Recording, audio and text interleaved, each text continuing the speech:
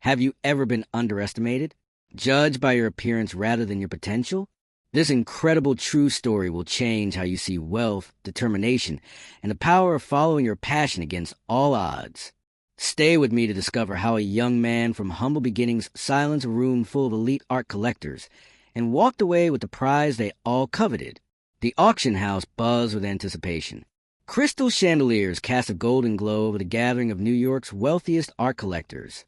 Men in tailored suits and women draped in designer dresses sipped champagne, their jewelry catching the light as they exchanged pleasantries and whispers about the evening's prize lots.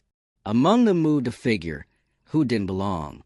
23-year-old Daniel Reyes wore what was clearly his best attempt at formal wear, a slightly ill-fitting suit purchased secondhand, shoes polished but worn at the heels, and a tie that had seen better days. His olive skin was smooth, unmarked by age, making him stand out even more among the predominantly older crowd. "Excuse me, young man." A security guard approached, voice low but firm. "This is a private auction. The staff entrance is around back." Daniel swallowed hard but stood his ground. "I'm here to bid," he said, presenting his registration card. The guard examined it with obvious skepticism before reluctantly stepping aside. As Daniel made his way to an empty seat near the back, whispers and sideways glances followed him. A woman in pearls leaned toward her companion. "Must be someone's assistant," she murmured, not bothering to lower her voice. "Or perhaps he won the doorman lottery." Her companion's laughter cut through the room. Daniel felt his cheeks burn but kept his eyes forward. He had not come this far to be intimidated. Growing up in a small apartment in Queens, Daniel's childhood had been defined by what his family lacked. His mother worked double shifts as a hospital aide, while his father drove a taxi 7 days a week. Money was always tight, but there was one luxury they allowed themselves: visits to museums on free admission days. It was during one such visit to the Metropolitan Museum of Art when Daniel, only 9 years old, stood transfixed before a painting that would change his life. The canvas depicted a humble riverside scene, unremarkable to many, but the way the artist had captured light dancing on water awakened something in the boy's soul. "That's a Thomas Hudson," an elderly docent had told him, noticing his fascination. "Not as famous as some, but those who know." From that day on, Daniel devoured everything he could about art, borrowing books from the library, sneaking into gallery openings, and eventually landing a job as a janitor at a small auction house during high school. There, after hours, he would study the catalogs and listen in on the specialist discussions, developing an eye and knowledge that surpassed many who had formal training. By the time he turned 20, Daniel had started a small business restoring damaged paintings for local shops and middle-class families. Nothing prestigious, but provided enough income to save carefully, penny by penny. And he was saving for one specific purpose. When news broke that an undiscovered Hudson painting had been found in the estate of a deceased collector and would be auctioned, Daniel knew this was what he had been waiting for. The auctioneer, a distinguished man with silver temples, stepped to the podium. "Ladies and gentlemen, welcome to Henderson's Spring Exceptional Sale. Tonight, we have some extraordinary works to present. The first several lots, paintings by moderately known artists, some antique furniture, and a collection of rare books, sold quickly to polite applause." Daniel remained silent, his catalog open to the page he had memorized weeks ago. Lot 22, Riverside Dawn, Thomas Hudson, circa 1834. And now, the auctioneer announced with special emphasis, "We come to our featured lot of the evening." An assistant wheeled in a painting covered in black velvet. When unveiled, audible gasps rose from the audience. The canvas showed a misty river at daybreak, with light breaking through trees and reflecting on the water in a way that seemed to make the painting glow from within. Discovered in the estate of the late Harold Winters, this previously unknown work by Thomas Hudson has been authenticated by 3 independent experts. We'll start the bidding at $200,000. A forest of paddles rose immediately. Wealthy collectors who had been chatting moments before were now focused intensely on the competition. The price climbed rapidly. $250,000, $300,000, $350,000. As the bidding reached $500,000, the field narrowed to just 3 serious contenders: a silver-haired woman in red seated near the front, a stern-looking man representing an absent buyer on the phone, and a famous gallery owner known for his ruthless acquisition tactics. Daniel sat motionless, watching the battle unfold. His hand gripped his paddle, number 49, but remained lowered. $750,000 from the gentleman on the phone. The auctioneer called. "Do I hear $800,000? The woman in red raised her paddle. $850,000? The gallery owner nodded curtly. $900,000 to the lady in red. $950,000. Another nod from the gallery owner. We're at $950,000, ladies and gentlemen. $950,000 for this extraordinary Hudson. Do I hear $1 million? The woman hesitated, then slowly raised her paddle. $1 million. We have $1 million for the Hudson. Do I hear $1,100,000? The phone bidder dropped out. It was down to the woman and the gallery owner. $1,200,000. The auctioneer called after the gallery owner's bid. The woman in red shook her head slightly. She was out. $1,200,000 going once. Daniel's heart hammered in his chest. It was now or never. Going twice. Daniel raised paddle number 49. $1,500,000, he called, his voice carrying clearly across the suddenly silent room. All heads turned. The gallery owner twisted in his seat, staring in disbelief at the young man in the back row. Murmurs swept through the crowd, followed by chuckles and outright laughter from some corners. "I believe the young man is confused about the proceedings," someone called out. The auctioneer paused, studying Daniel with a measured gaze. "Sir, are you aware of the bid you just placed?" Daniel met his eyes steadily. "Yes, $1,500,000 for the Hudson." More laughter rippled through the audience. The gallery owner turned to his companion and whispered something that made them both smile condescendingly. The auctioneer maintained his professional composure. "Very well. We have $1,500,000 from paddle number 49. Do I hear $1,600,000? The smirk faded from the gallery owner's face as he realized the bid was being taken seriously. He raised his paddle again. $1,700,000. Daniel counted immediately. The gallery owner's jaw tightened. $1,800,000. Daniel didn't hesitate. $2 million. A shocked silence fell over the room. The laughter had died entirely now, replaced by confusion and disbelief. Who was this young man in the cheap suit, and how could he possibly have the funds to back such bids? The gallery owner conferred urgently with his associate before reluctantly raising his paddle one last time. $2,100,000. Daniel took a deep breath. This was the moment he had prepared for, the culmination of countless hours of work and years of sacrifice. $3 million, he said clearly.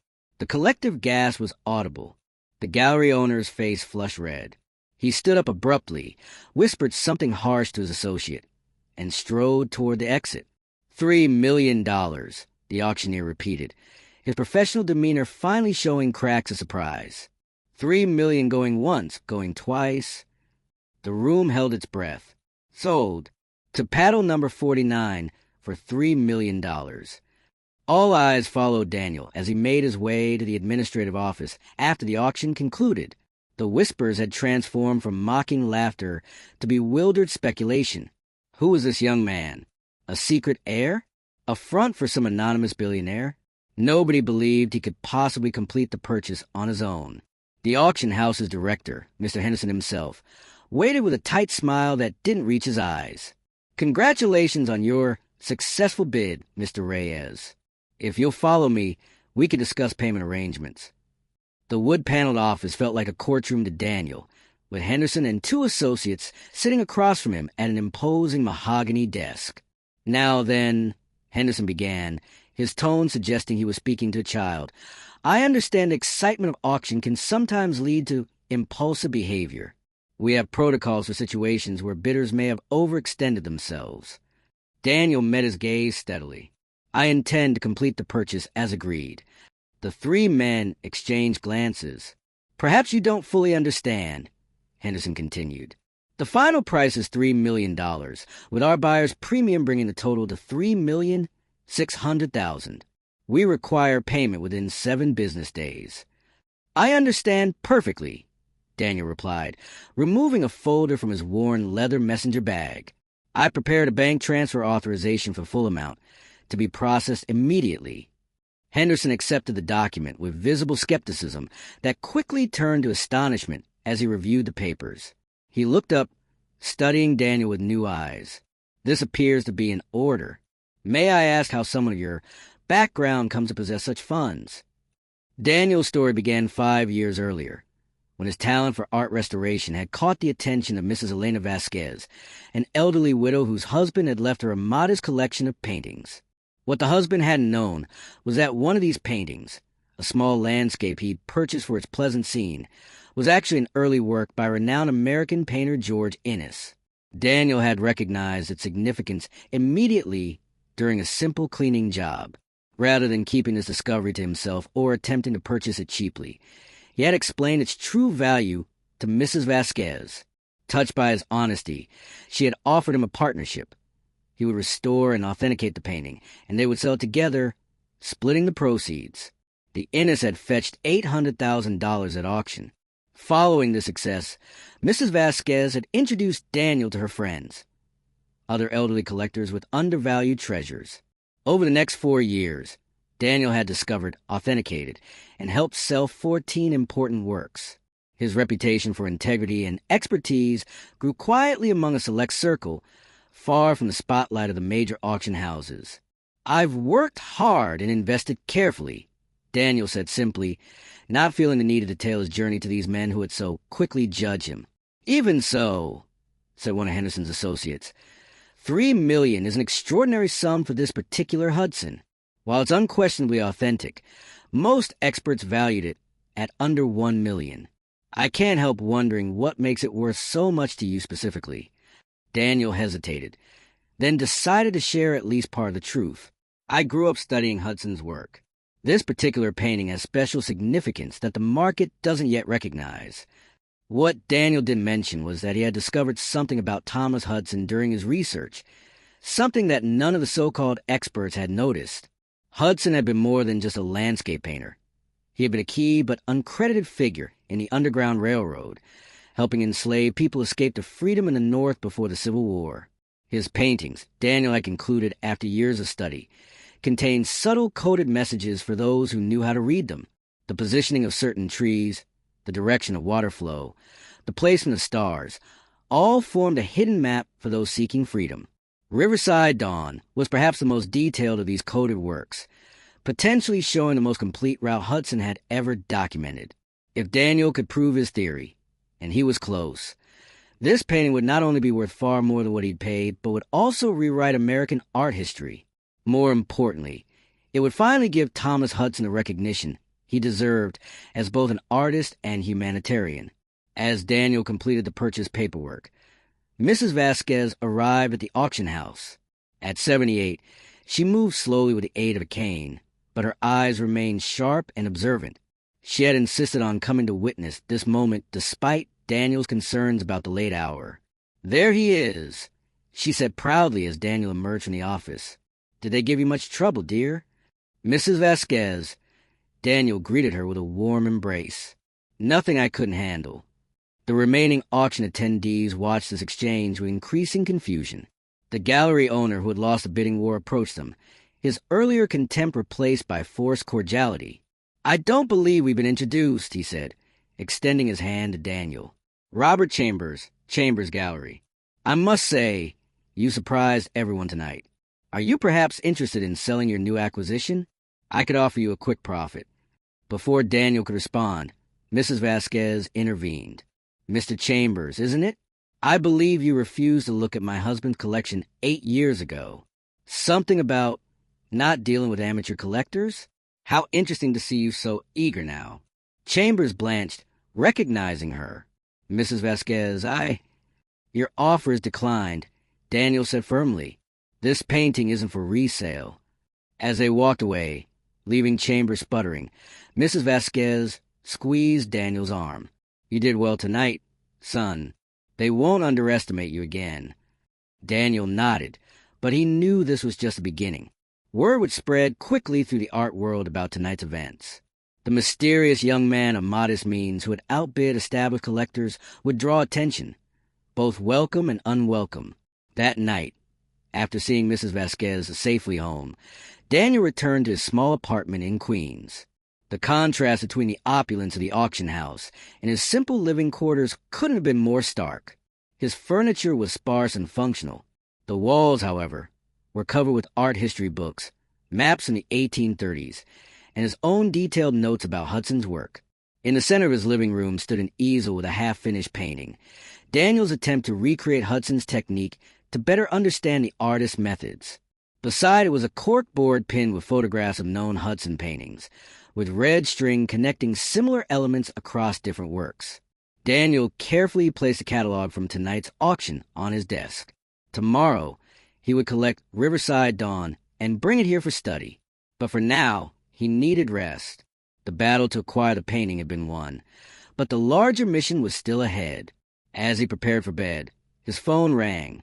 The caller ID showed Mrs. Vasquez's number. "Daniel," she said, her voice uncharacteristically urgent. "Someone was asking questions about you at the Hendersons after we left. A man I don't recognize, not one of the regular collectors. He seemed very interested in how you acquired your funds and what you plan to do with the painting." Daniel frowned. Did he give a name? He told some people he represented the Winters estate, the original owners of your Hudson, but Harold Winters had no living relatives, and his estate was managed by Hendersons directly. Something doesn't add up. "Thank you for telling me," Daniel said, mind racing. "Please be careful, Mrs. Vasquez. It seems our little disruption tonight has stirred up more than just wounded pride." After hanging up, Daniel went to his window and looked out at the city lights. The painting's secret had remained hidden for nearly 2 centuries. Now that he was close to revealing it, others might be taking notice. But who? And why would they care about an old painting's hidden meaning after all this time? Unless, Daniel thought with a chill, someone else had also discovered what Hudson's paintings contained, and had reasons to want that information to remain buried.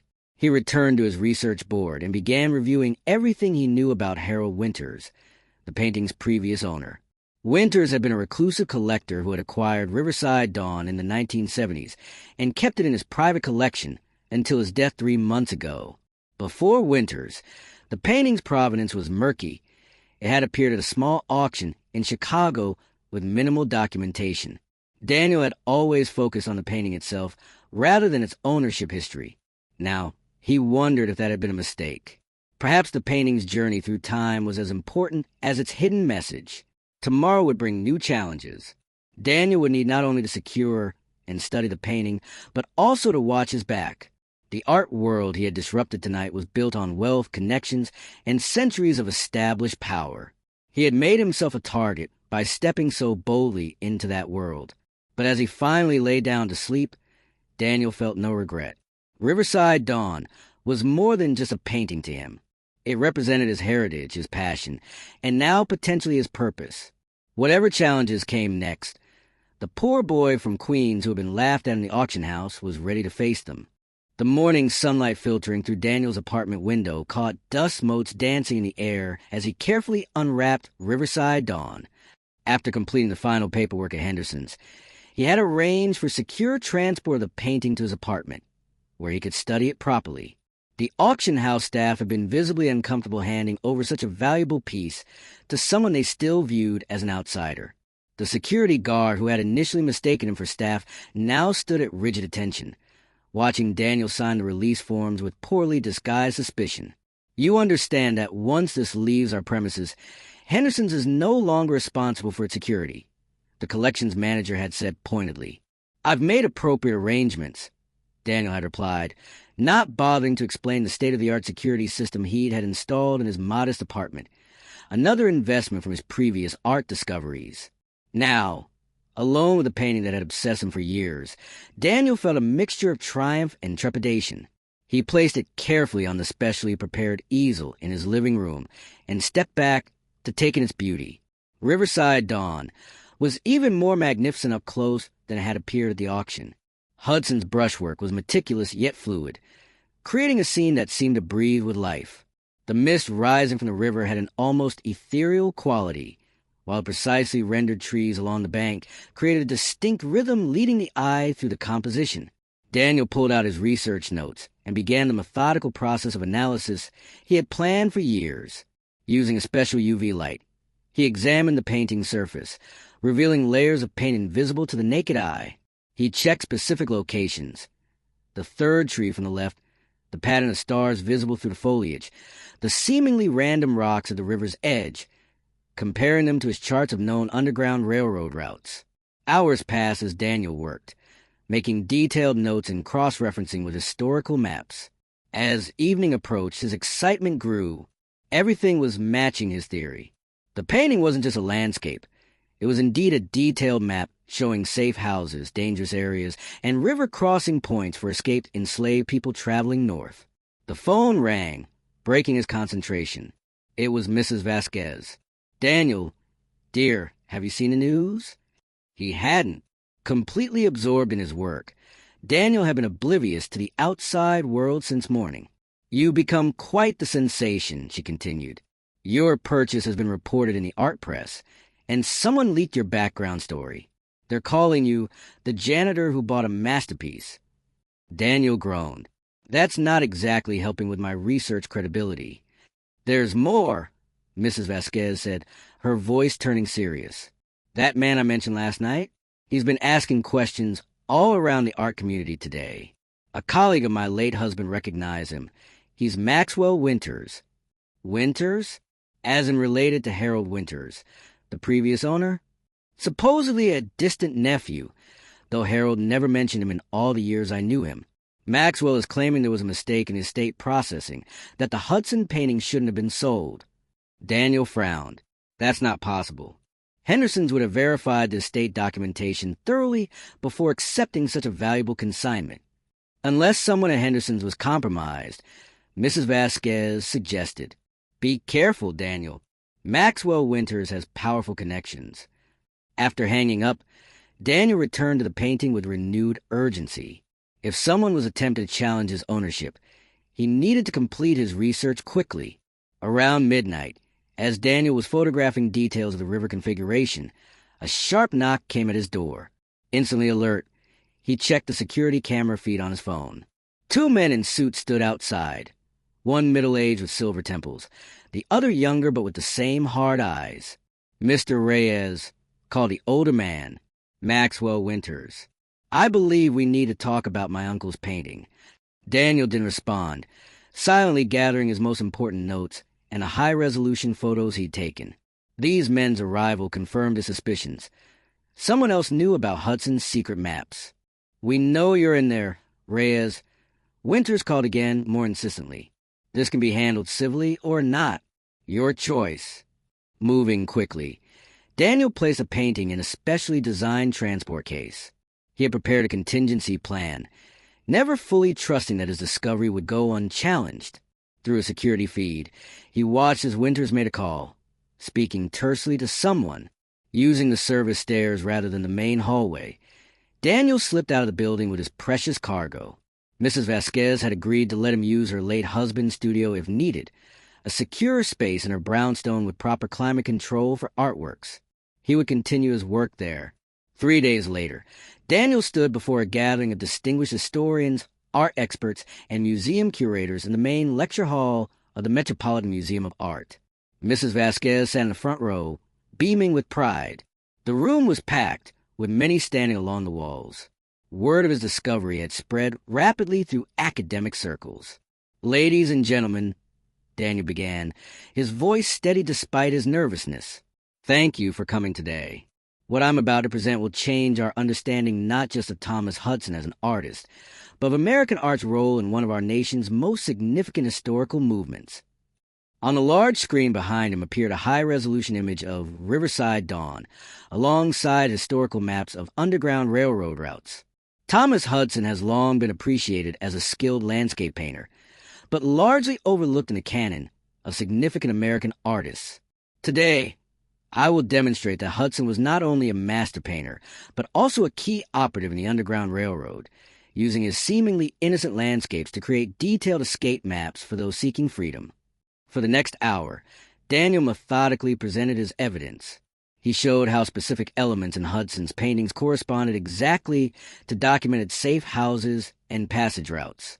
He revealed hidden symbols visible only under special lighting conditions. Most convincingly, he demonstrated how Riverside Dawn contained geographical features matching precisely to a route from Virginia to Pennsylvania, with markers indicating safe houses that historians had independently verified existed. The audience sat in stunned silence as Daniel concluded his presentation. Then, starting with Mrs. Vasquez, they rose to their feet in thunderous applause. In the days that followed, Daniel's discovery was verified by leading experts in both art history and Underground Railroad studies. Museums around the country requested to display Riverside Dawn as part of special exhibitions on art and social justice. The painting's value, as Daniel had predicted, increased exponentially. Not that he had any intention of selling. Maxwell Winters and his dubious claims disappeared as quickly as they had emerged. Henderson's auction house, eager to distance themselves from any controversy, issued a public statement confirming the absolute legitimacy of the sale and apologizing for any misunderstanding regarding Mr. Reyes' expertise. 1 month after his presentation, Daniel stood in a gallery at the Metropolitan Museum of Art, the very museum where he had first fallen in love with Hudson's work as a child. Riverside Dawn hung on the wall before him, now accompanied by an extensive description of its historical significance and Daniel's groundbreaking research. "It belongs here," said Mrs. Vasquez, who had accompanied him to this private viewing before the exhibition opened to the public, where everyone can learn its story. Daniel nodded. After careful consideration, he had decided to sell the painting to the Met for a fraction of what private collectors had offered him. The only condition was that it remain permanently accessible to the public and that educational programs be developed around its historical significance. "What will you do now?" Mrs. Vasquez asked as they admired the painting in its new home. Daniel smiled. "There are 7 other Hudson paintings in private collections. I believe they contain parts of the same story. I need to find them." Mrs. Vasquez laughed gently. "And I suppose the art world will underestimate you again?" "Probably," Daniel replied, thinking of the auction house and the collectors who had laughed at the poor boy in the ill-fitting suit. But not for long. As they turned to leave, Daniel noticed a group of school children entering the gallery, a teacher guiding them toward Riverside Dawn. They were from a public school in Queens, children much like he had once been, with backgrounds similar to his own. "And this," the teacher was saying, "is the famous Hudson painting discovered by Daniel Reyes, who grew up right here in our neighborhood." The children gazed in wonder, first at the painting and then at the photograph of Daniel included in the exhibition. One small boy raised his hand. "Miss, can we meet him someday?" The man who found the secret map. Daniel stepped forward, smiling. "Actually, you can meet him today." The children's eyes widened in recognition and excitement, gathering around him with countless questions. As Daniel began explaining how art could change lives and reveal hidden histories, he realized he had found another purpose beyond his research, inspiring the next generation to look beyond appearances, to seek deeper truths, and to never let others' judgments limit their dreams. The poor boy from Queens who had been laughed at in the auction house had not only secured his place in the art world, but had also rewritten history, all because he looked more deeply and cared more passionately than those who had too quickly dismissed him. As he answered the children's eager questions, Daniel caught Mrs. Vasquez wiping away a tear of pride. The painting glowed on the wall behind them, its secret finally revealed, its true value recognized at last, not just in millions of dollars, but in the untold stories it protected and would now share with the world.